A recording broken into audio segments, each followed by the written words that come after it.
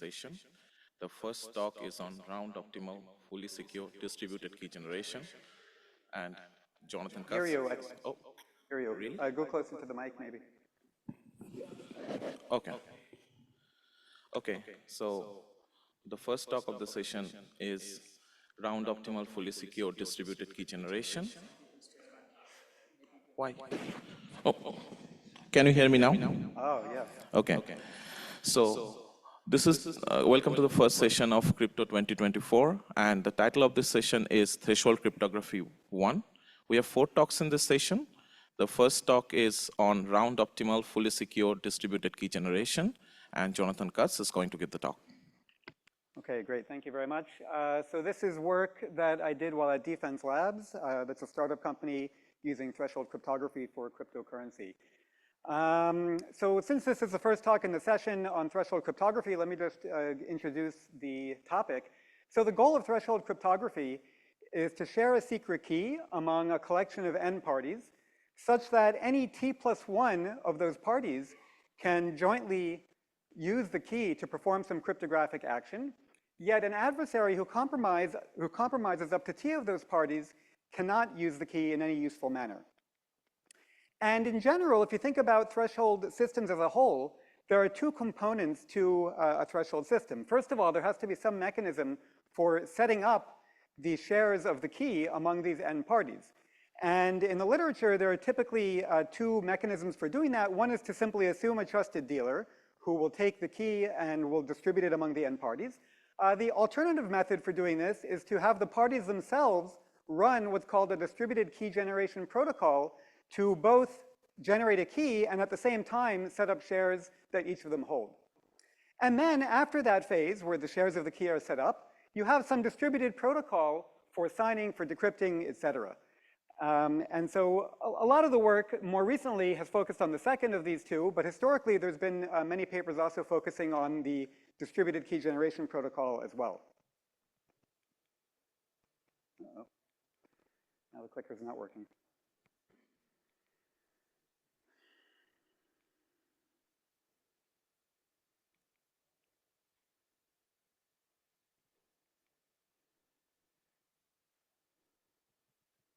Can you advance? So by the way, anybody who's giving a presentation on PDF, apparently the clicker doesn't work with PDFs, or it has problems with PDFs. So I don't know how many people are using Beamer for their slides, but you're going to have issues with the clicker. Fair warning. So go redo your slides in PowerPoint. Okay, great. I don't know if you did that or I did that, but we'll find out. Anyway, so what I'm going to focus on in this talk is what I call fully secure distributed key generation in the setting of discrete logarithm-based cryptography. We're going to define security via an appropriate ideal functionality. I don't claim that this is particularly new. It's not a particularly novel idea to do that. However, what I will note is that in the past couple of years, there have been lots of papers or a couple, several papers on DKG that have taken a different approach and that have used basically some sort of a game-based functionality. And I argue in the paper really that the right way to go about this is to use an ideal functionality and a simulation-based framework for proving security. First of all, it makes things more modular. It means that you can take a secure DKG protocol, i.e. one proven secure with respect to some ideal functionality, and then compose it with an arbitrary secure threshold protocol and be guaranteed that the composition of those 2 remains secure. And I think also presenting the security definitions via an ideal functionality is really cleaner. It's a lot easier to look at a functionality and understand exactly what it gives you and what it doesn't give you, whereas some of these game-based formulations are rather complex and really difficult to understand what's going on. And the main part of the talk, the main technical contribution, is to study the round complexity of fully secure DKG in the honest majority setting, which is the only setting in which full security is achievable. And we're going to be working in a network model where we assume both synchronous communication and broadcast. You can study the problem in other settings. This is sort of one of the traditional settings in which DKG is considered. We're going to show in the paper, we show a lower bound, namely that there are no one-round protocols for fully secure distributed key generation. And we then look at the question of upper bounds, and we show several round optimal protocols that have different trade-offs in terms of their efficiency, the setup assumptions that they require, and the cryptographic assumptions that they use in proving them secure. Okay, now the clicker's working. So just to set up some notation, we have, as I said a couple slides ago, n being the number of parties, t being an upper bound on the number of corrupted parties, and g will be a cyclic group of some prime order q, having some known fixed generator little g. And the goal of a DKG protocol is to construct a distributed protocol that allows these n parties to generate a common public key that I'll denote by y, which is equal to g to the x, where x is going to be the effective private key that none of the parties on their own is going to know, along with a t plus 1 out of n secret sharing of that private key x. And I'll denote the shares of the different parties by sigma I. And I will assume Shamir secret sharing for concreteness, but you could also imagine other forms of secret sharing. The only really other common choice that you see in the literature is in the n out of n case, you might have an additive sharing of the key instead. And along with that, we're also going to generate common commitments to the parties' shares. Now, strictly speaking, this is not always necessary, but many threshold protocols actually rely on these commitments to the other parties' shares to allow the parties to prove things about their actions during the course of a signing protocol, for example. And so we'll also include this as part of the protocols that we come up with. So the public key y and the commitments are going to be known to all the parties. Shares sigma I will only be known to party I. And I want to also point out that in our model, we're going to allow for some setup between the parties before they execute the DKG protocol. Now, this setup can take many forms. There are sort of traditional forms of setup like a common reference string or a PKI, namely all the parties have, or each party has their own public and private key with all parties knowing the vector of all parties' public keys. We'll also consider the random oracle model. The random oracle model is not usually thought of as a form of setup, but you can think of it that way. And in fact, because a random oracle implies a CRS, it's useful to sometimes think of it as a form of setup. And then you may also want to imagine setup like correlated randomness between the parties before they execute the protocol. And ideally, what we'd like is that whatever state these parties have, whatever setup they have in advance of the execution, it should be some bounded state that then suffices for an unbounded polynomial number of executions of the DKG protocol. It's sort of less interesting if you need one setup per execution of the protocol. And the desired security properties, well, if you think about it, one of the main properties that you might first think of is some sort of a secrecy property, namely that even if up to t parties are corrupted during the course of the execution of the DKG protocol, those t corrupted parties should learn nothing about the effective private key x from their entire view of the protocol. We also want a correctness property, namely that all the honest parties should hold a correct sharing, a valid t plus 1 out of n sharing of the private key x. And this is going to be important when they want to actually use the key during the subsequent phase of the protocol. But in addition, I want to consider two other properties that are going to make this, the DKG protocols we consider fully secure. The first is we also want the protocol to have the property of being unbiasable. Now, what this should mean is that the corrupted parties in their execution of the DKG protocol should not be able to bias the public key that results from an execution of the protocol. Note that that actually is not implied by either of the first two properties. We also want a robustness property, which in the context of general MPC is often called guaranteed output delivery. And basically what this says is that we don't want the corrupted parties to be able to prevent generation of a key. So no matter what those parties do, the honest parties running the protocol should still be able to set up a correct sharing of a valid key among themselves. And you can imagine other properties as well. And what we're going to do is really define these properties and whatever else comes along with them via an ideal functionality in a simulation-based framework.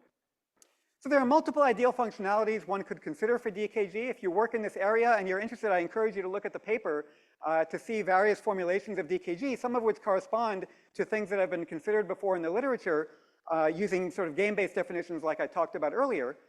Here I'll just go quickly through one possible ideal functionality for fully secure DKG. Again, in the paper, we also give a stronger notion that you could consider, but I think one will suffice for this talk. So for simplicity, I'm going to assume that the number of corrupted parties is t. Actually, you don't need this assumption, and you should not make that assumption. You could have cases where the number of corrupted parties is below t, and you still have to worry about various correctness properties, for example. But it's easier to just think about this case. And what the functionality is going to do, it's going to receive shares from the adversary. So the adversary in this version of the functionality gets to specify what shares it would like the corrupted parties to end up holding. And then the functionality will choose a uniform private key x, set the public key equal to g to the x, and then basically set up a T+1 at event secret sharing where which is uniform subject to the constraint that the adversary's shares are what the adversary specified. Then we're going to generate, or the functionality is going to generate commitments to those shares and form the vector of those commitments and send to party PI the public key, the vector of the commitments, and then also the share, its share of the private key. And as I said earlier, it's impossible to T securely realize this functionality unless T is less than n over 2, i.e. unless you're in the honest majority setting. And that's basically because this functionality gives you guaranteed output delivery, something which is ruled out by Cleave's impossibility result for coin tossing if you don't have an honest majority. So with regard to prior work, there's lots of prior work on DKG protocols, very few actually achieving full security. For whatever reason, there's only a small handful of papers that have looked at the, really looked at the honest majority setting in general, but very few achieving any form of full security. The most round efficient explicit fully secure DKG protocol is a 6-round protocol from 2007. You could also imagine trying to use generic MPC to construct some sort of a low round complexity fully secure DKG protocol. And the best I'm aware of is you can get a 3-round protocol with a CRS. You can get a 2-round protocol with a CRS plus a PKI. What I would say there is only that those protocols are relatively complex. They really don't have a lot of hope of being impractical, of being practical rather. And part of that is because they're based on very strong cryptographic assumptions. The exact assumption depends on the exact result, but the flavor of assumption is like FHE and indistinguishability obfuscation. Also, another interesting feature to note is that existing impossibility results for fully secure MPC with guaranteed output delivery don't apply in this setting. And the reason for that is that prior impossibility results strongly rely on the fact that parties have inputs and that they need to maintain privacy of those inputs, whereas DKG is a no input functionality. So the impossibility result, as I said earlier, is that fully secure DKG is impossible in 1 round. One of the interesting things about this result is that it holds regardless of any prior setup the parties may have. And furthermore, this impossibility result holds even if you don't require robustness. It really relies only on the unbiasability of the DKG. And even if you are willing to assume only a single corrupted party. And it's not maybe too surprising that you can show this, but the proof is sort of interesting, and I encourage you to look at the paper if you're interested to see the proof of that result. So having ruled out 1-round protocols, let's see whether we can think about constructing 2-round protocols, which would then be optimal. And I want to say a little bit about why this problem is difficult and why at least I found the problem interesting. So what would be the sort of natural approach you would take if you wanted to construct a 2-round fully secure protocol? Well, the idea would be that in the protocol, somehow in the first round, you'd have parties all commit to the shares or some randomness or whatever that they're going to use in the protocol. And then in the second round, they're going to do something based on their commitments in the first round. They can prove correctness via some NSEK proof or whatever. And that will sort of form the core of the protocol. And then in the simulation, the simulator in the first round will somehow be able to exploit the honest majority assumption to extract the shares of the corrupted parties. And then in the second round, the corrupted parties are going to be forced to open or to do something with respect to the values they've already committed in the first round, whereas the honest parties will be able to quote unquote cheat because of the honest majority assumption and will be able to kind of force the output to the required value that they receive from the ideal functionality. And the problem with this approach is that it does not tolerate the possibility of aborts. So it's true that you can force the corrupted parties to behave correctly with respect to what they committed to in the first round, if they behave at all. But they could also just abort and not do anything, and then the simulator is kind of stuck in that case. And if you think about, like, for example, a simpler problem of coin tossing, you realize the sort of problems you can get into when arbitrary subsets of the corrupted parties can abort. So intuitively, what you need is are protocols with the following property. You need protocols where the key is fully determined at the end of the first round, regardless of what the corrupted parties do in the second round, and in particular, regardless of which subset of the corrupted parties chooses to abort in the second round.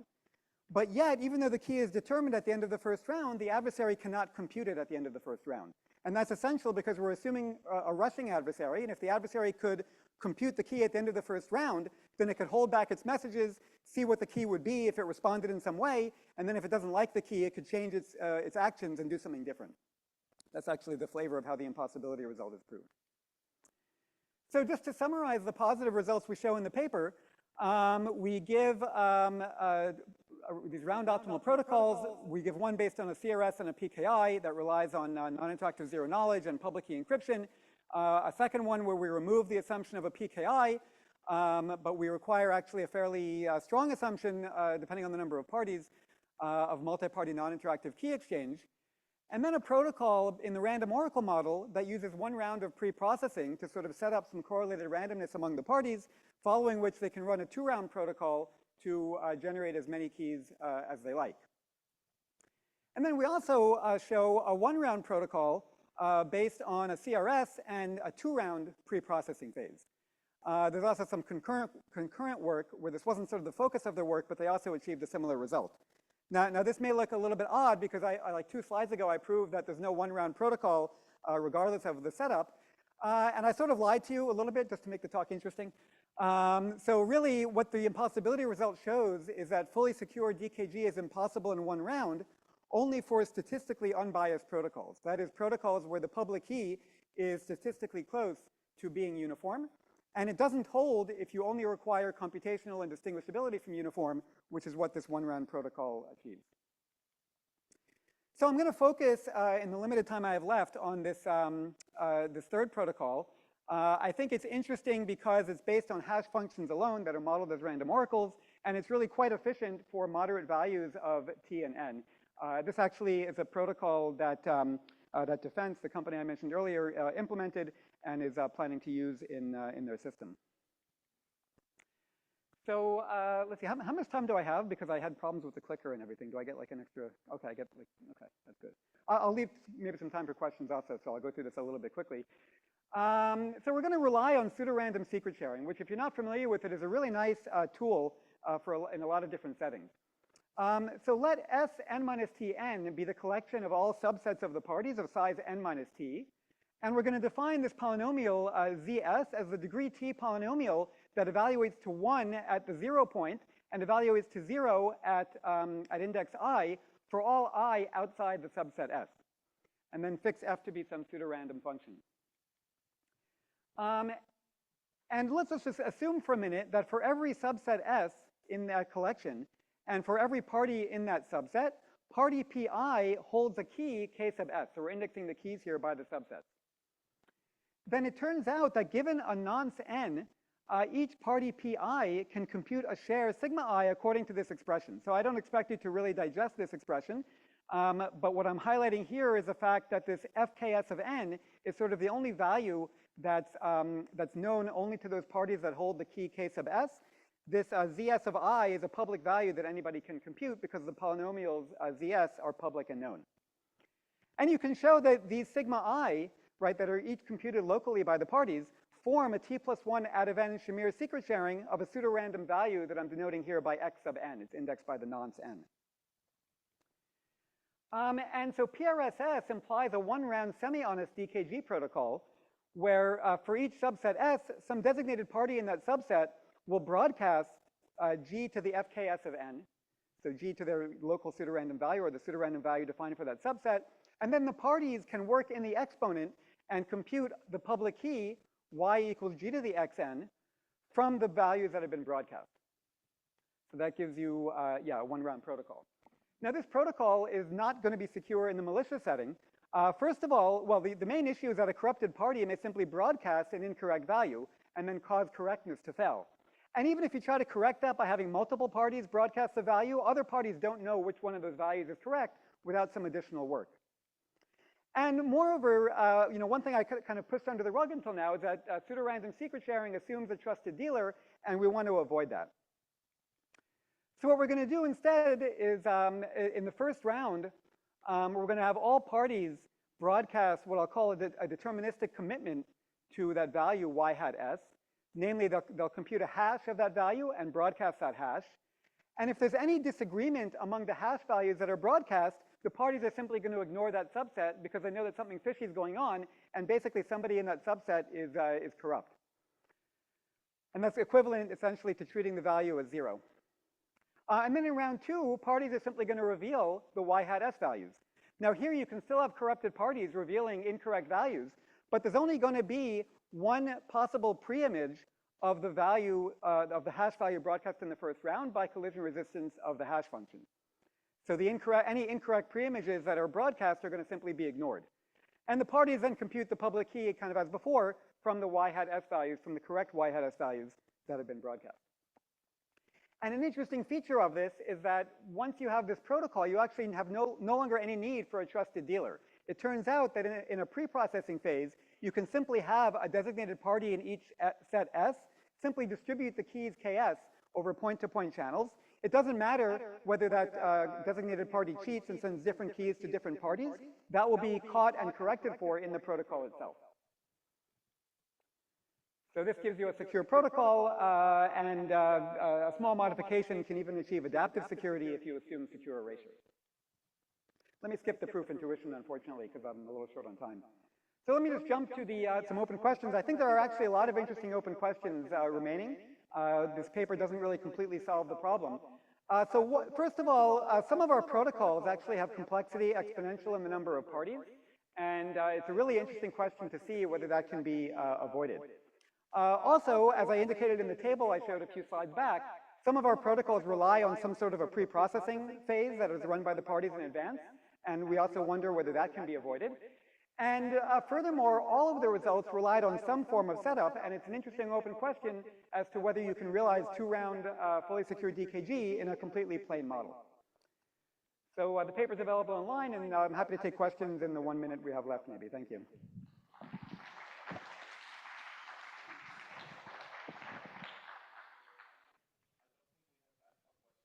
Oh, give him one question. It's a really good question. Give him one question. Okay. This is the most interesting part of the conference. Not the talk, the question. Huh? I can hear you. Yeah, that's a really good question. So it really depends. People running DKG on a blockchain might have n in thousands. But for the applications where you're looking at crypto custody, n might be 2. In the case of defense, n is 5. So typically a lot smaller values of n. Thanks. Okay, let's thank Jonathan again.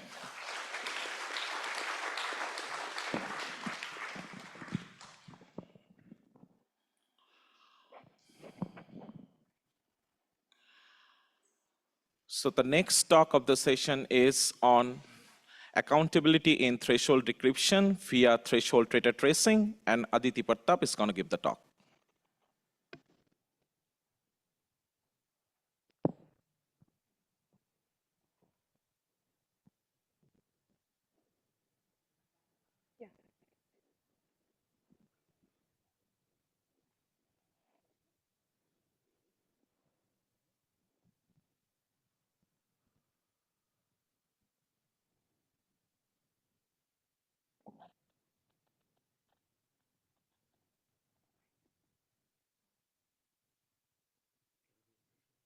Yes.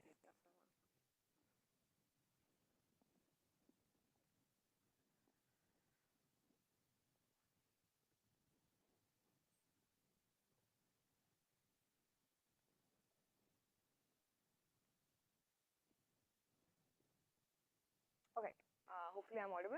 Okay, hi everyone. So I'll be presenting accountability in threshold decryption via threshold data tracing. This is joint work with Dan and Leo at Stanford University. Okay, the clicker does work. Okay, so let's start with a high-level overview of what threshold decryption is. It basically allows you to distribute the decryption key among multiple parties so that any T parties can decrypt. So in our example here, we have 3 parties, Alice, Bob, and Charlie. So we start with key generation, which gives you a public key, a combining key, and a secret key for all the 3 parties. Next, anyone can encrypt a message with the public key and get a ciphertext CT.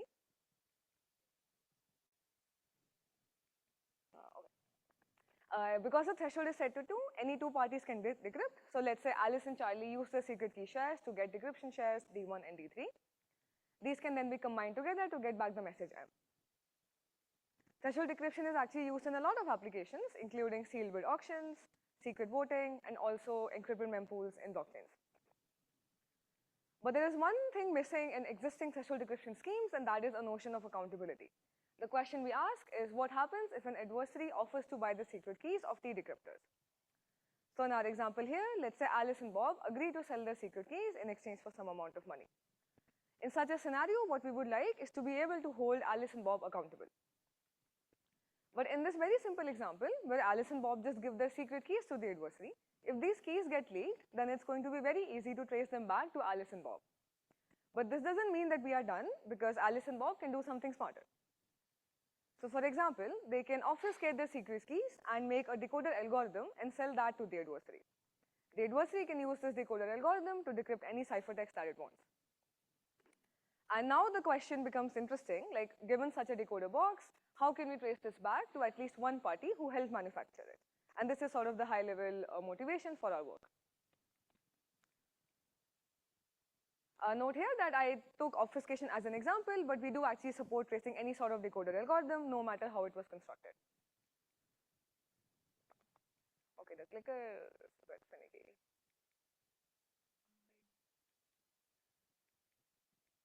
Okay, now it's good. Okay, this notion of accountability is actually important in all the applications of threshold decryption that we saw before. So for example, in sealed bid auctions, all the bids are encrypted and they're supposed to be decrypted at the end of the auction. But you can imagine that an adversary starts buying secret keys before the auction ends, and now they can see all the bids. Okay, unfortunately, standard threshold decryption schemes cannot give you accountability. The reason is that they're all based on T out of N secret sharing, for example, Shamir. And the problem here is that any T parties can come together and derive the full secret key SK. Once they derive this secret key, they can simply make a decoder box which just contains this secret key. And the distribution of such a box is going to be independent of which T parties constructed the box. This implies that selling secret keys is actually risk-free profit for decryptors in standard threshold decryption scheme. What's worse is that these traitors can actually frame honest decryptors, because with this master secret key SK, they can actually derive the secret keys of all parties. Clearly, this is not ideal, and that's where our work comes in. So we define and construct accountable threshold decryption schemes. Specifically, we consider two scenarios. The first is against a malicious collation of size at least T, and the second one is against a collation of size less than T. In today's talk, I'll mostly be focusing on the first scenario. Okay, so let's start with some definitions. So we define traitor tracing for threshold chem.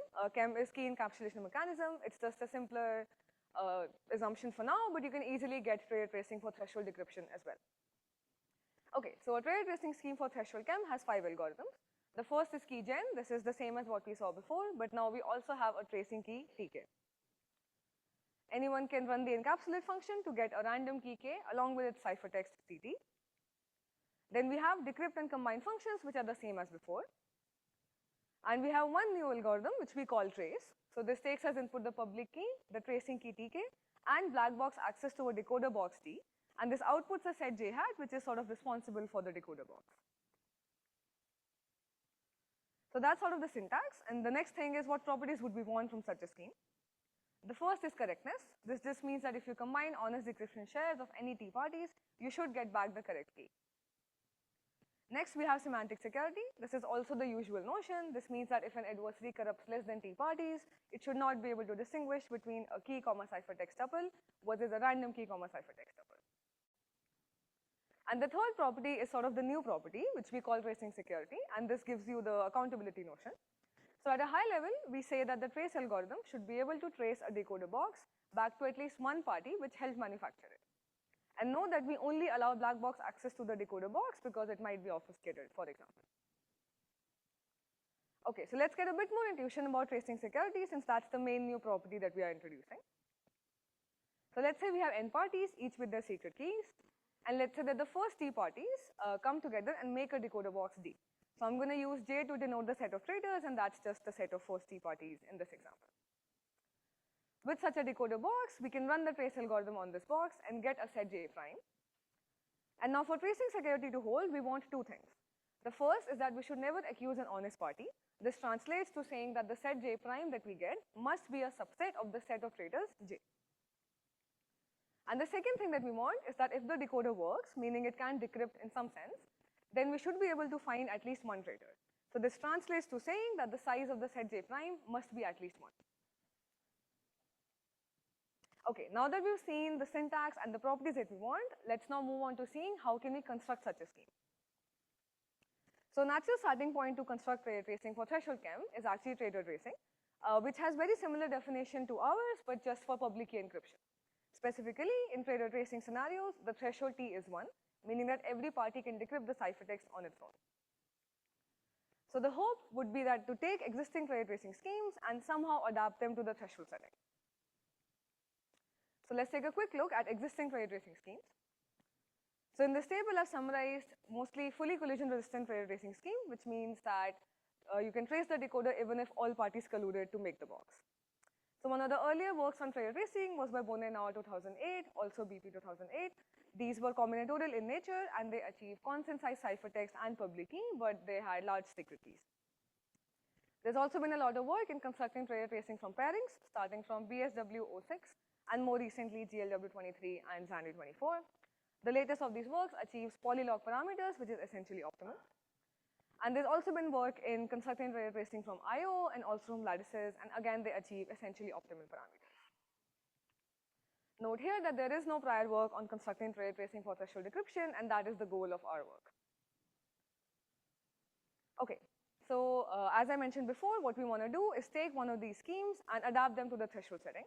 And in our work, we've done exactly that for the first scheme, which is Bonet et al. 2008. But there's still a lot of open problems here in thresholdizing all the other trade tracing schemes, and this might require new ideas. So here's a summary of our results. We have 3 constructions of trade tracing for threshold chem. The first one is generic, meaning it can be constructed from any threshold chem, but it has inefficient parameters. Our second construction relies on DDH. It has consent-size ciphertext, but long public keys. And our third construction is based on pairings, which relies on a DDH-like assumption and a decisional BDH-like assumption, and it has consent-size ciphertext and public key. Additionally, the decryption time is also constant, but the secret key is order n squared. So before I show you how we do our constructions, let's take a quick look at the Bonet et al. Construction, because that forms the basis of all our 3 schemes. So the BN08 scheme, the Bonet et al. Scheme, has 2 main building blocks. The first is fingerprinting codes, and the second is any encryption scheme. So now we'll take a quick look at fingerprinting codes. So fingerprinting codes are a set of traceable binary words. So specifically here we have T, which is a set of n words from W1 to Wn, and each word has the bit length L.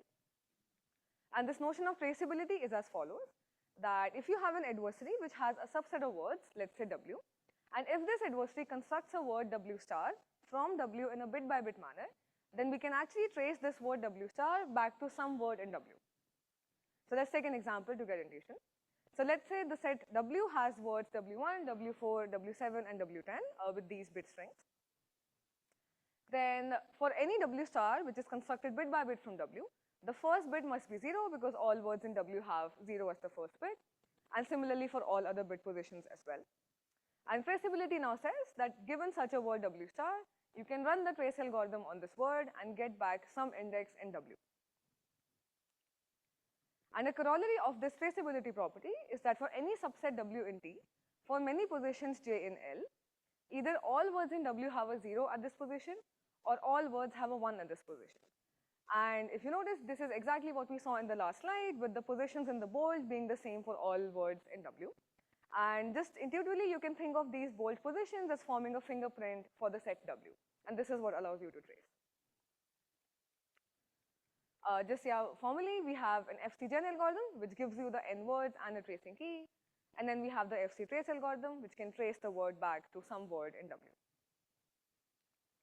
Okay, so now that we've seen fingerprinting codes, now we're ready to see how the BN08 trade tracing scheme works. So we'll start with key generation. We first run the fingerprinting generation code to get the n words W1 to Wn. And then we generate 2 L independent copies of the public key encryption scheme. So for position j equals 1, you have a left key and a right key, and so on for every position. And the overall public key contains all these 2L public keys. But note that we can compress this via IBE, but I won't cover that today. Next, for secret keys, we actually use the fingerprinting codes to assign secret keys to parties. So let's take an example. I'll use word WI to assign keys to party I. Specifically, we start with position j equals 1. We look at the bit of WI, which is a 0, so we'll pick the left secret key. Similarly for position 2, since the second bit is 1, I'll pick the right secret key. And I'll do this for all positions, and this will give me a tuple of secret keys that I will assign to party I. And we do the same process for all other parties. And the main observation here is that every party will end up with exactly one key for every position, either the left key or the right key. Next, let's see how we can encrypt the ciphertext in the BN08 scheme. So you first sample a random position, j from 1 to L. So let's say that I sample j equals 2. Then to encrypt the message M, I encrypt it with respect to both the public keys for this position. So I'll have C0 as the left ciphertext and C1 as the right ciphertext. And now any party can decrypt because every party has exactly one key for this position. So if it has a left key, it can decrypt C0 and similarly C1. Okay, now let's come to the main part, which is how do you trace a decoder box in this traitor racing scheme. So again, we have a scenario where let's say the first 3 parties came together and made a decoder algorithm D. And let me use W to denote the set of words corresponding to the traitors. So in this example, W will be words W1 to WT. So here's the tracing algorithm at a very high level. The first step is to derive a word W star, which is made from W using the decoder algorithm D. And the second step is to just run FC trace algorithm on the word W star. So now let's see how we can derive the word W star. So here's the main intuition that we will use. So we know that the adversary A has secret keys corresponding to all words in W, just because of the way we assign secret keys.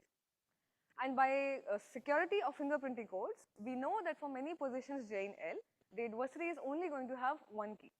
So for example, if all words in W are 0 at this position J, then the adversary only has the left secret key. And similarly, if all words in W are 1 at this position, then the adversary only has the right secret key. So let's take an example. Let's say that the adversary has keys for words W1 and W2. So from this example, we can see that the adversary only has the left secret key for position 2. And similarly for position L, it only has the right secret key. So I'll focus on position 2 for now. So let's say I first encrypt the message M to position 2. So that's the ciphertext that we have here. Now my claim is that this ciphertext is actually indistinguishable from another ciphertext where I encrypt M on the left side but 0 on the right side. And the reason is that the adversary only has the left secret key for position 2. So by semantic security of the right side, it's not going to know whether I encrypted M or 0 on the right side. So this sort of gives us a way to identify what keys does the adversary have. So in this example, we can set the second bit of W star to 0. And we can see that it actually matches up with the words in W. So that was sort of the high level picture of how you can derive a word W star made from W using the decoder box. And the next thing is to just run the tracing algorithm on W star, and this will give you at least one traitor. Okay, so that was a quick overview of how the Bonnet-Noir scheme works. Now the question is, how do we thresholdize this? One simple thing you might think of is to replace the encryption scheme everywhere with a threshold encryption scheme. So here for position j equals 1, we'll have a left threshold encryption scheme and similarly one on the right side. And we can do this for all positions. And again, the assigning of keys can be done in a similar way as before. But the problem here is that correctness itself breaks down. So let's take an example of any coalition J which has T parties. For any position J in L, actually there will be some parties which only have the left secret key. So let's say there are Q such parties. And all the other parties, the remaining T minus Q parties, will only have the right key for this position. What this means, unfortunately, is that you cannot decrypt either C0 or C1 because they were both encrypted with threshold T. So the main insight we got from this issue is that we need to have some sort of correlation between the left ciphertext and the right ciphertext so that we can decrypt even if we have Q left keys and T minus Q right keys. So this actually inspired us to define a new primitive which we call bipartite threshold chem, and I'll now quickly cover this. Okay, so a bipartite threshold chem is a special type of threshold chem which has like left keys and right keys and so on, but it has 3 main properties. The first is semantic security. This is a usual notion that we can tolerate up to T minus 1 corruptions. Now we have the first new property which we call two-side correctness, and this captures the insight that we saw in the last slide that for any position we should be able to decrypt even if we have Q left keys and T minus Q right keys. And we have another new property which we call one-side security. So the intuition for this is that recall for BN08 trail racing scheme, we relied on semantic security of the right side to say that, oh, if the adversary only has the left key, then it cannot distinguish between an honest right ciphertext and a random right ciphertext. But now here, we have this notion of two-side correctness, which means that there is going to be some correlation between the left and the right sides. So we cannot rely on semantic security anymore. And that's why we explicitly define this property, which we call one-side security. And this gives you this notion that for any position, if an adversary only has the left keys, then it should not be able to distinguish between an honest right ciphertext and a random right ciphertext. So now it's sort of interesting here because two-side correctness requires correlation between the two sides, whereas one-side security is saying that, oh, there should be some independence between the two sides. So this might seem contradictory, but it turns out that we can construct bipartite threshold chem schemes. And here's a very, very high-level overview of how we do the constructions. So we start with any threshold chem scheme. We take its ciphertext, and we randomize it to get the left ciphertext. And again, we randomize it again like independently to get the right ciphertext. And now the left secret key shares actually have the ability to de-randomize the left ciphertext and then get you a decryption share. But on the right side as well, the right secret key shares actually again can de-randomize the right ciphertext and give you back the same decryption share. So this is like at a very high level how you can get two-side correctness. And you get one-side security because the randomness on the left and the right sides are completely independent. And yeah, I want to emphasize that this is very, very high level. There's a lot of details I'm omitting here, and you can find those in our paper. So we have three constructions of bipartite threshold chem in our paper. The first one is generic, but has large ciphertext and public keys. The second one is DDH-based, and the third one is pairing-based. Okay, and the last part is how do we construct traitor tracing for threshold chem. So we combine bipartite threshold chem constructions with fingerprinting codes, and we get traitor tracing constructions with exactly the same parameters. Okay, to conclude, I want to take a step back and talk about accountability in threshold cryptography in general. So as most of you would know, threshold cryptography is usually based on this recipe where you start with a single user construction and then you do linear secret sharing of the secret key, for example, Shamir, and then you get the threshold construction. But the problem with this recipe is that there is no notion of accountability because if any T parties come together or like any authorized subset comes together, they can simply deconstruct the original secret key. But today what we've shown you is that you can deviate from this recipe and get accountability specifically for threshold decryption. But there are still a lot of open problems in this space. The first is how do we adapt all the other traitor tracing schemes that we saw to the threshold setting. So we have some progress in this for the GLW scheme, but there's still a lot of open questions here. And the second one is how can we detect T traitors instead of just one. Thank you.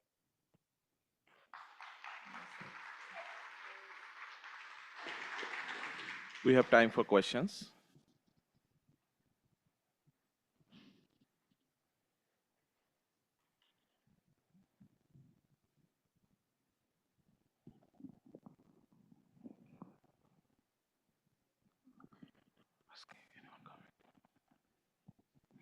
Okay, so if there are no questions, let's thank Aditi again.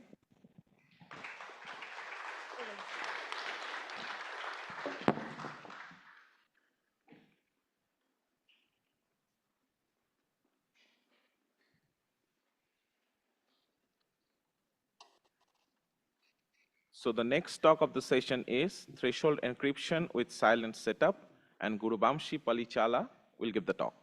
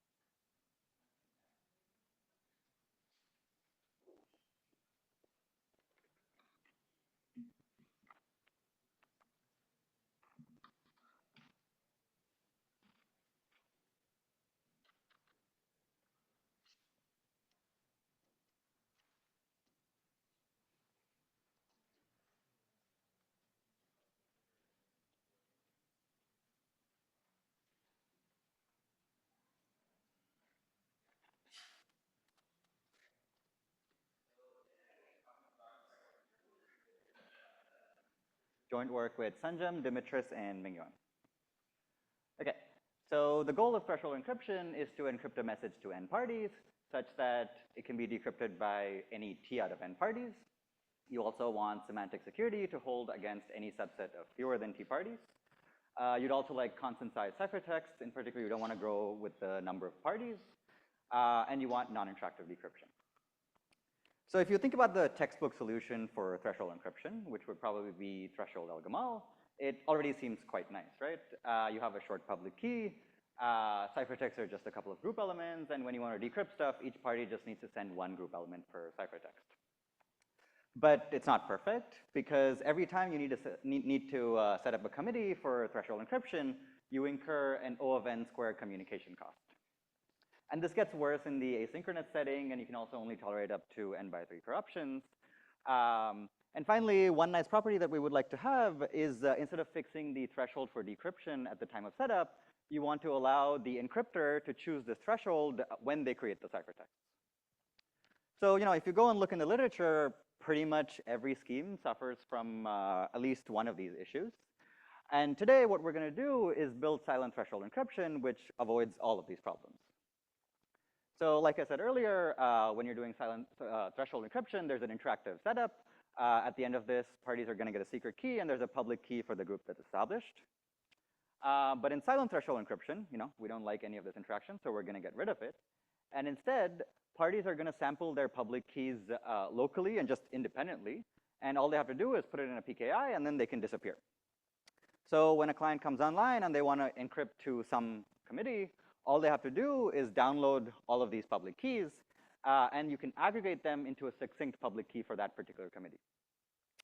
And as usual, you can just encrypt to that public key. You're going to get constant size ciphertexts. And when it comes time to decrypt, parties are just going to compute these partial decryptions, which are a function of the secret key that they have and the ciphertext. So it's local. You don't need to interact. And given enough partial decryptions, you're going to be able to recover your message, right? Okay, so how does our construction of silent threshold encryption actually compare against threshold El-Gamal? So obviously, you need a DKG for threshold El-Gamal, and the outcome of that is going to be a short public key.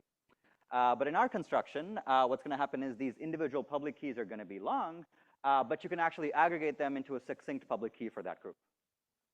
The secret keys are going to be succinct in both schemes. The ciphertexts are constant size, but it's a little bit larger for silent threshold encryption. The partial decryptions are just one group element each. And when you can think of security, threshold El-Gamal reduces to the hardness of DDH, but silent threshold encryption is going to rely on the GGM. Okay, so there's some related work I want to mention. We're not the first ones to try and remove setup from encryption schemes. There's been a long line of work on distributed broadcast encryption. And you can think of this as the special case of silent threshold encryption, but for t equal to 1. And in fact, last year, there was a concretely efficient construction for this as well. And there's also been a couple of papers on adaptive threshold, which means you want to allow a client to choose the threshold instead of fixing it at the time of setup. But these two papers still need an interactive setup. And we're also not the first ones to think about silent threshold encryption, right? There was a paper that did it from IO in 2021, but of course, this is wildly impractical. What we want is something concretely efficient and from simpler assumptions as well. And the last thing I want to mention is there's been a couple of work on silent threshold signatures. So it does the same thing, but for signatures. And today, what we're actually going to do is build on top of these works to get silent threshold encryption. Okay, so let's think about a feasibility result first, which is if I gave you a really powerful crypto primitive, which is witness encryption for all of NP, could you then build silent threshold encryption, right? For those of you who haven't seen witness encryption before, it essentially allows you to encrypt a message to a statement X such that the ciphertext can be decrypted if you know a witness W such that the relation is satisfied. Okay, so suppose we had a witness encryption for this particular relation, right? Which is I know T signatures from some subset of public keys on some string tag. And whenever I write variables in red, it means they're a witness of the NP relation. And whenever I write them in blue, it's going to be a statement. Okay, so I claim that if you gave me this witness encryption scheme, then I can build silent threshold encryption. The construction is pretty simple. So you just allow parties to sample their public keys independently. And when you want to encrypt a message, you're just going to run the witness encryption's encrypt algorithm. and you're just going to sample a random string tag. Oops. And when you want to decrypt, partial decryptions are just going to be signatures on this string tag that you chose. And to aggregate, you're just going to run the witness encryption's decrypt algorithm. And it's going to take as input all of these partial decryptions, and the message is going to come out of there. OK. So what we're going to do today is build a concretely efficient witness encryption for this particular relation. And the signature scheme that we're going to use is BLS signatures, right? This is the plan for today. So before doing this, let's ask what classes of relations actually support efficient witness encryptions, right? And if I had to summarize in one line, it would be relations with a linear verifier. So what do I mean by linear? Write out the verification equation for your NP relation as a set of pairing product equations. So they're going to look something like this, and it's a bunch of statement variables getting paired with witness variables. So if the last type of terms never appear, which is witness variables getting paired with witness variables, then there's a paper from 2016 which shows that you can just compile this out into a witness encryption scheme for that particular NP relation. So now what we've done is reduce the problem of building witness encryption to just building a linear verifier for this particular NP relation. And if you just apply this compiler, you're going to get silent threshold encryption. So the rest of my talk is just going to focus on how do we build a linear verifier for this NP relation. OK. So let's get into our construction. So let's start by recalling the BLS signature, right? The public key is just G to the SK. It lies in G1. The signature is going to be a hash of your message raised to the secret key. And verification is just this pairing product equation, right? So we've known these signatures from 2001. Cool, but what's so special about them, right? If you just really stare at the verification equation, you'll see that it actually already solves the problem for the special case of n equal to 1 party, where you're just trying to convince someone that you know a signature sigma on some particular public key on this particular message M. And again, red variables are going to be the witness, and blue are going to be part of the statement. OK, so it supports linear verification. Cool. Another nice property of BLS is that it supports aggregate signature verification. What this means is that you can succinctly verify that a message M was signed by all n public keys in some set. And the way you do it is pretty simple. You just multiply all your public keys together, and that's going to give you an aggregate public key. And the signature that you expect under this aggregate public key is just going to be a product of signatures under these individual public keys. And again, if you just stare hard at this equation, what you'll realize is that this solves the problem for the special case of t equal to n parties, which is I know signatures from all of these public keys. OK, so how do we go from the n out of n case to the t out of n case, right? And the two constructions that I described before were sort of like folklore as well. But this is sort of the interesting part, right? How do we get thresholding? So the high-level plan is going to be as follows.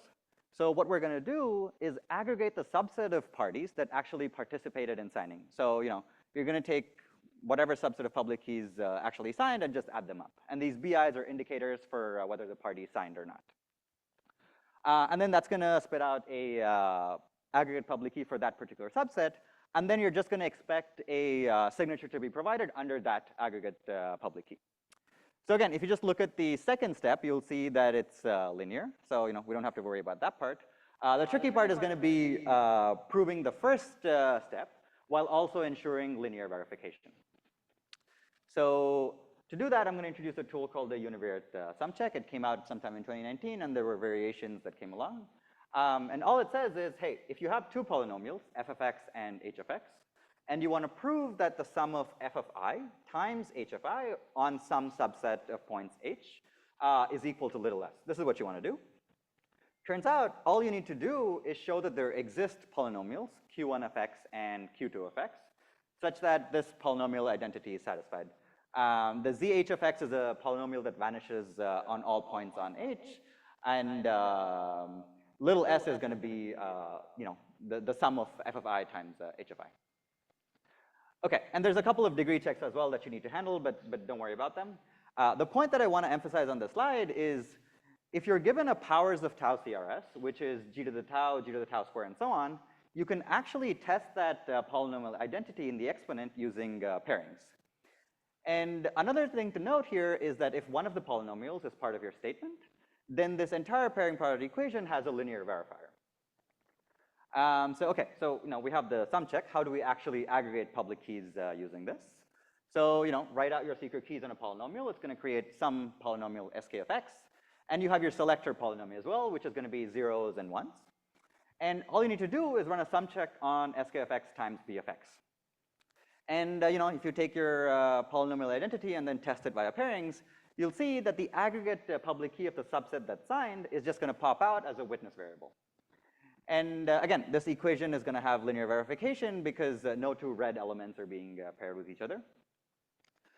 So one small thing to note here is that you don't actually have access to these secret keys. You only have, g to the sk. So to compute these quotient polynomials, what you're going to do is actually ask for some additional hints from each party. And these are going to look like the powers of tau raised to the secret keys of individual parties. So this is sort of where the blow up in our public key size comes from. But given these terms, you can just compute these quotient polynomials. And okay, great. So we've shown how to aggregate the public keys using the univariate sum check. And the second term was this signature verification, right? How do you actually prove that this signature satisfies? There's a linear verifier for this as well, just by staring at it. But there's one final step that you need to take care of, which is you need to prove that there were sufficiently many public keys that were aggregated, which is the number of BIs that are non-zero is at least t. And turns out you can also reduce this with a little bit of work to a clever degree check, and that's also going to have linear verification. So all you need to do now is apply the compiler, which takes these linear verification pairing priority equations to get a witness encryption for that language. And yeah, that's going to give you silent threshold encryption. That's the whole construction. Very simple. We implemented and evaluated our scheme in Rust. So keygen took around 125 milliseconds, but the public keys are a little bit large, which are around 24 kilobytes if you have 512 parties. But this is like a one-time thing. You can just put them in a PKI, and whatever subset you want to encrypt to, you can just download their public keys and aggregate them locally. So you don't have to redo this O of n squared DKG over and over again. The ciphertexts are only around 800 bytes, so not as small as Elgamal, but still constant size and pretty small. The partial decryptions are just one G2 element, which is 96 bytes. This is a link to our code.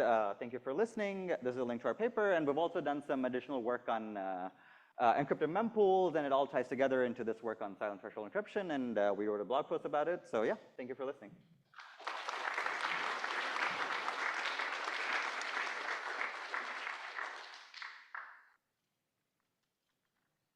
Questions?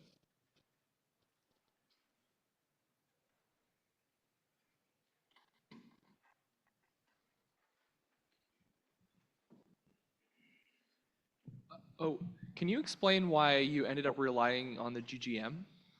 So you could probably come up with some sort of falsifiable assumption that looks like one of these matrix DDH style assumptions, but it would just look very unnatural, and it just seems simpler to rely on the GGM.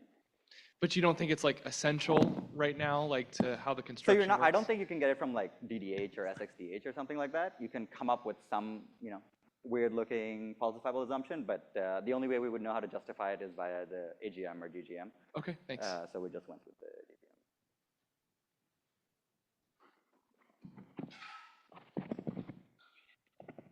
So maybe I will just ask along the same line as the question that was asked now is, do you think that if we try to prove it in the standard model, the extractability property of witness encryption would be crucial? Like if we follow along the same type of techniques that you used?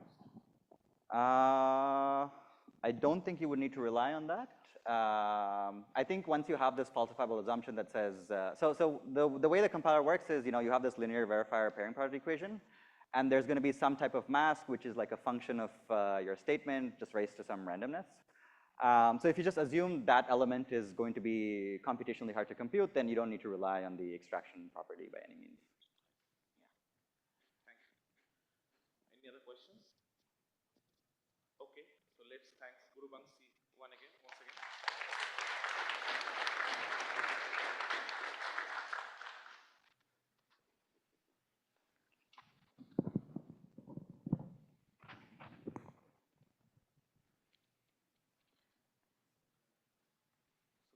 the last talk of the session is flood and submerge, verifiable short secret sharing and applications to robust threshold signatures on lattices.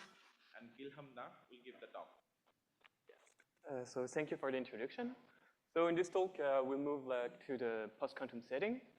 And yeah, we were interested in how to perform a DKG and how to implement robust threshold signatures for lattices.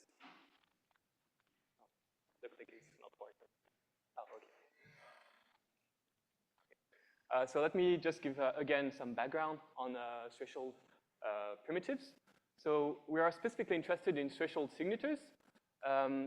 In the case of signatures, first we have a verification key, which is VK. And we want to implement this this interactive protocol that will allow a set of parties to come together and sign some message. So in order to do this, all the parties will each have some partial signing key SKA.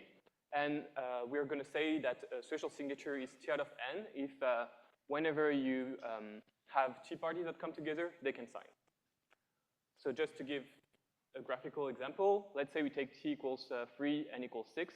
And then if you take any subset of 3 parties, this protocol also allows you to sign. Now, what kind of properties do we want to achieve for these threshold signatures? There's 2 main ones that come to mind. So first, the correctness, which is exactly what I said before. If you have T parties, you can sign. And another important one is unforgeability. If you corrupt less than T prime party, so which means that you obtain their partial signing key, and that you can take the place in the execution of the protocol, basically. And so if you corrupt less than this number of parties, then you are still unable to forge a message for any efficient adversary. So this is a quite active field of research. A lot of papers recently were trying to solve this problem in the post-quantum setting. So there's been some work that achieved it with based on ashes, some others based on isogenies, and that rely on lattices. So there are 2 main techniques that use lattices. One is based on FHE and achieves 2-round threshold signatures. However, the size of their signatures is a bit large. And another current way is based on noise flooding. And there's been a few works on this, like either 3-round or 2 rounds. In this afternoon, you're going to have some talks about the 2-round version. And in this talk, I will specifically focus on the noise flooding technique and on the 3-round version. So our techniques for DKG actually apply to a bunch of schemes. Oh yeah, sorry, a bit early. So yeah, there are 2 main open problems that are left based on all this for all these works, which is, well, the DKG, how to distribute the key generation. And second one is robustness, how to guarantee that when the protocol terminates, you have a valid signature that is produced.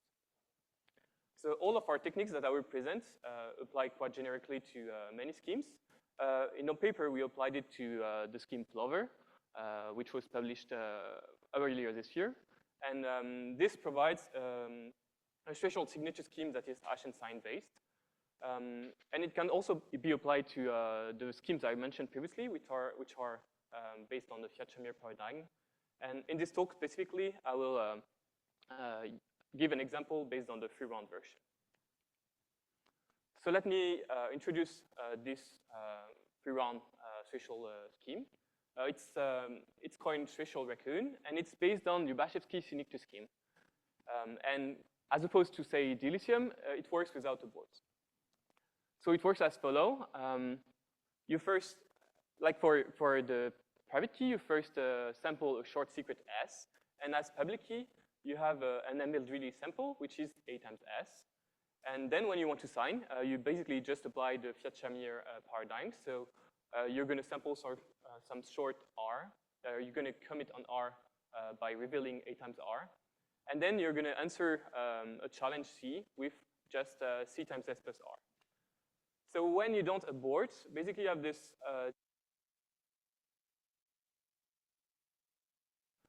but they prove that it's still fine as long as you take R large enough, hence the name noise flooding.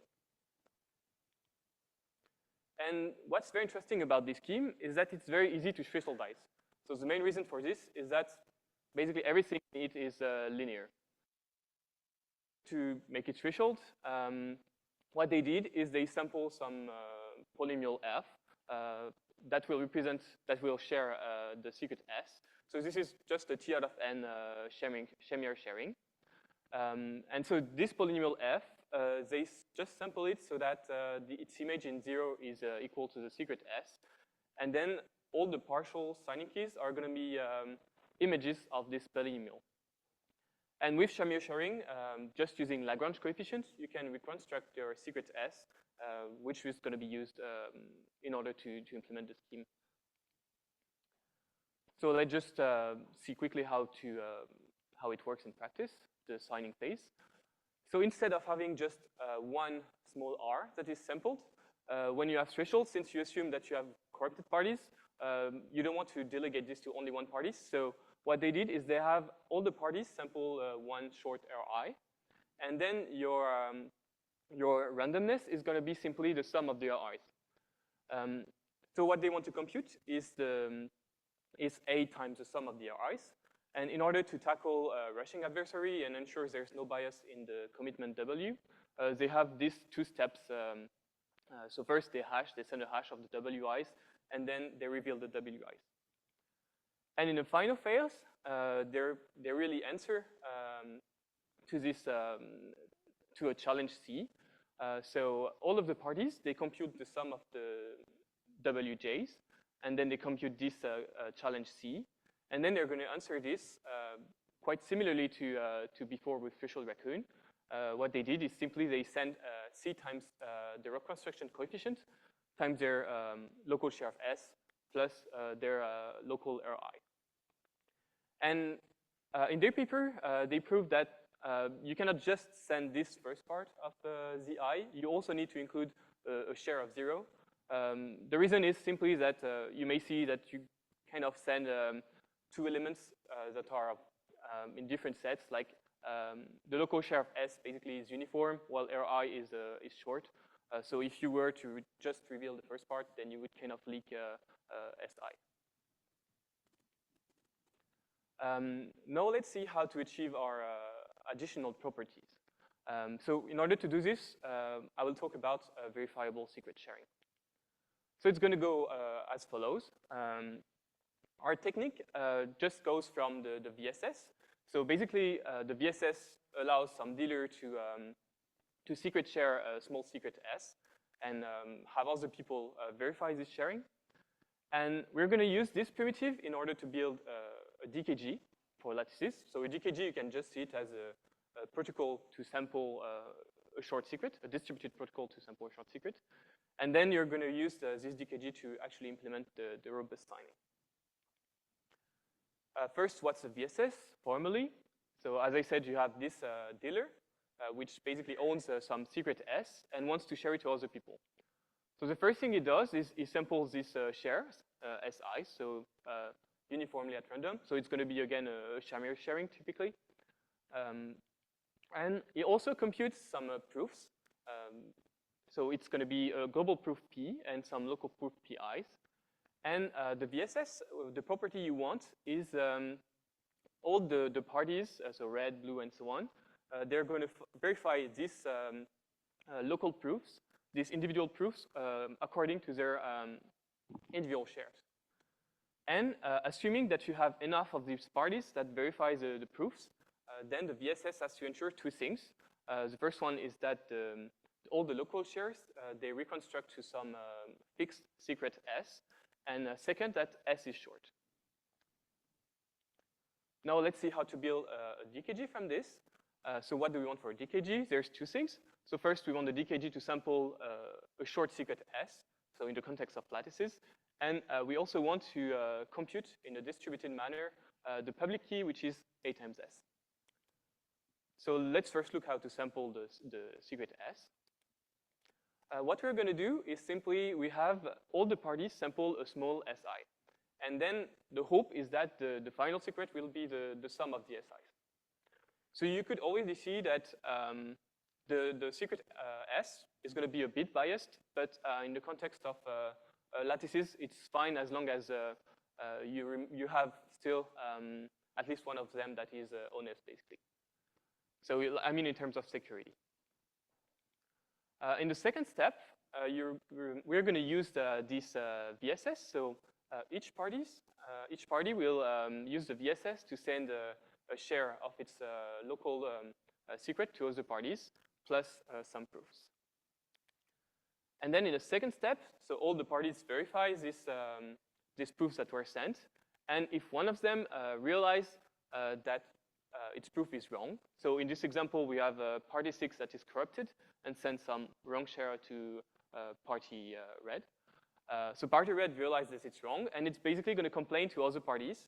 And it does so by revealing the share that was sent by party 6 to him. And in the final step, after this complaint, all the people verify this complaint, and they can know which parties sent some wrong shares or some one secret.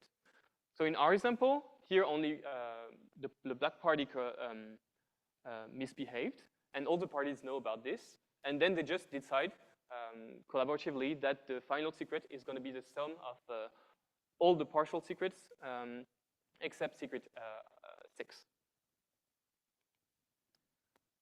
Yes, so then they can just compute partial shares for this final secret. And in the second step, what we want to do is compute the public key, which is A times the final secret. And this is actually quite straightforward. What we do is simply all the parties, they send publicly A times their local share of S.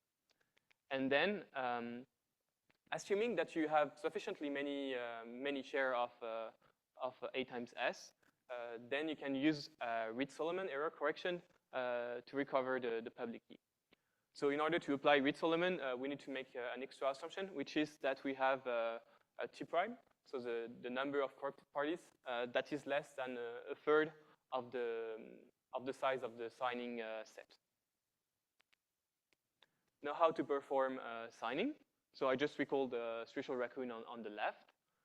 So instead of having each party sample a small Ri, we're just going to apply our DKG to directly sample the sum, so the sum of Ri's and some R, and a secret sharing of this R. So this DKG, it takes 3 rounds. And in a second step, so we're going to actually perform the final signing, so the response to the commitment W. And in order to do this, it's actually much simpler than a threshold raccoon in a way. We don't need any zero share. We simply C times the local share of S plus the local share of R. And what's interesting is that once we remove this zero share, we can again apply Reed-Solomon error correction to recover the correct value of Z. And it's basically going to ensure that even if you have malicious parties in this phase that send some wrong values for ZI, we can still recover the correct signature. Now you may ask how to actually implement this VSS that we used. So we did this in a quite pragmatic way, and we only aimed for approximate shortness proof.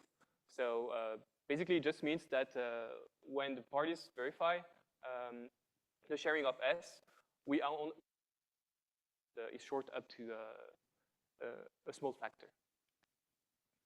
So this has been quite a lot of work on VSS. So I'm just citing a few for the classical settings first.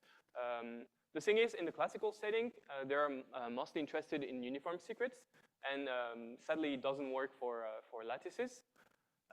Another concurrent work was GHL21. They also implemented a VSS with shortness proof. However, it proves that their proof is a bit large, and sadly, they rely on DL for shortening the proof, for aggregating their proofs and making them shorter. So we wanted to have something maybe a bit shorter, and also that is fully post-quantum secure.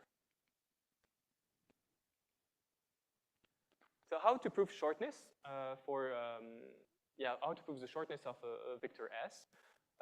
the idea we had, and that was already quite successfully applied in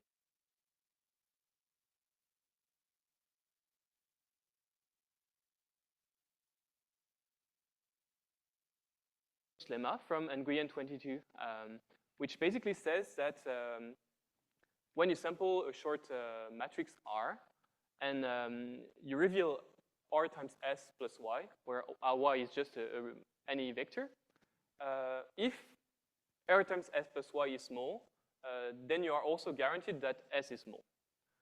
So we use this in our VSS, and we instantiated it with a Gaussian vector for Y. And what's interesting with having a Gaussian vector is that we can prove entropy, and we can prove the security of the schemes that rely on our VSS. However, there's still some a remaining issue for using this lemma. It is that you can, if the matrix R is sampled after S and Y. But there's a solution to this, which is simply having some sort of verifiable randomness. So again, let's see a graphic example. So we take this dealer, he owns S, and now he also samples a Gaussian Y. Then he samples all these partial shares for S and Y. And additionally, we are going to include a Merkle tree that includes all of these shares. And the individual proofs of this VSS is going to be simply a proof of membership of the shares sent to each party in the Merkle tree.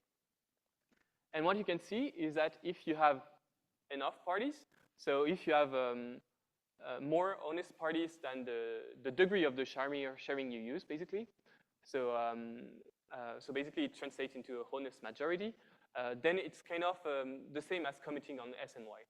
Why is that? Simply because if you have more than T prime shares, then you can reconstruct S and Y, so it's the same as committing on them.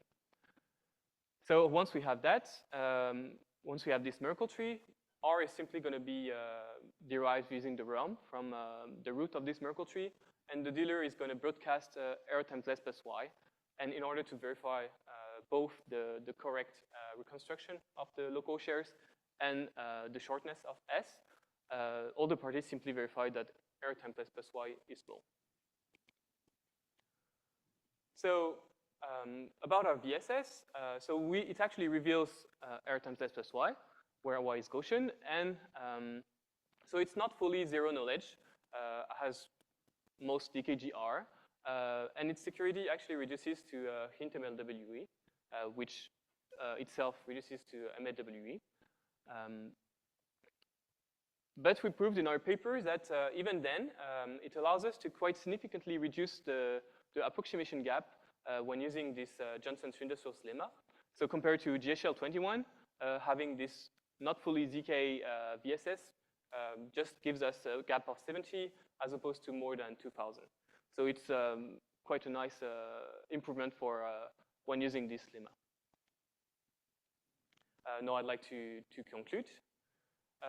So in this talk, in our paper, we introduced this neat framework to achieve a robust DKG and a robust signatures for lattice-based schemes. All of this framework, it works with a threshold corruption, threshold corruption T prime of T over 3. And we also introduced in our paper Pelican, which is all this framework applied to the scheme Plover. So Pelican has several neat new characteristics. So first is the first threshold Eisenstein signature scheme, and it also have access to our DKG and robust signing. And we also introduced in our work this VSS that I introduced, which is quite practical. It has no NIZK involved, so it's very simple to implement in a way, and it has a quite small approximation gap of about 70. And just to give a last note on in this talk, I included some parameters for Pelican. So the first one aims for a corrupted threshold of 16, and it has quite small verification key and signature size of about 10 kilobytes. So it's quite competitive with Prio work. It's about the same order, but with all these nice properties additionally. Okay. Thank you.